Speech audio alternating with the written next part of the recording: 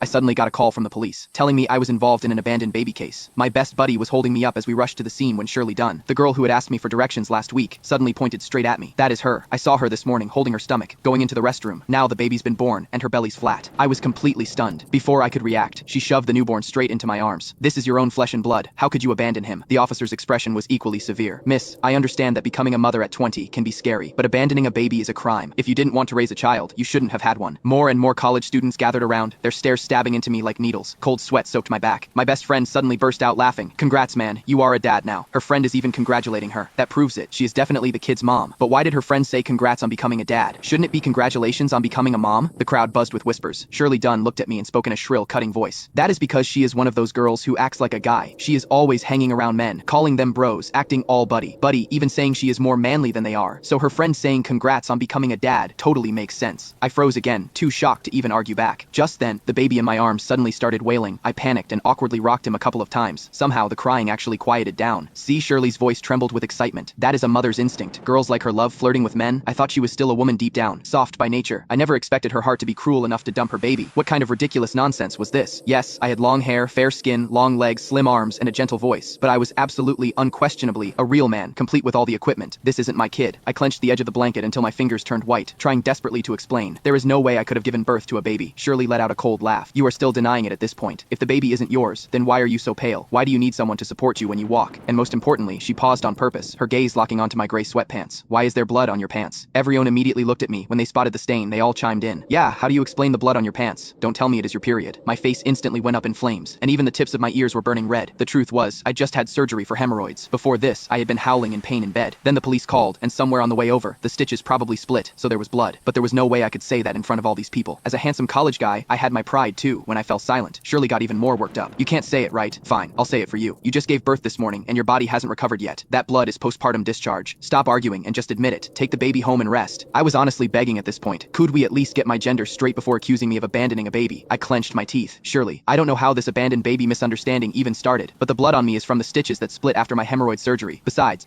I am not a woe. Before I could finish speaking, Shirley cut me off coldly. You just happened to get a hemorrhoid surgery now. What are the odds? Who is going to believe that? The onlookers stared at me, shaking their heads and sighing. Young lady, when you were messing around with men, why didn't you think about the possible consequences? If you choose to give birth and raise the child properly, that is your responsibility as a mother. I was being cursed out for no reason at all. I had never felt more wronged in my life. Shirley, what did I ever do to you that you are so determined to make me admit this kid is mine? You say I am the baby's mother. Do you have any proof? Of course I do. Do you think I'd slander you for no reason? Shirley pulled out her phone and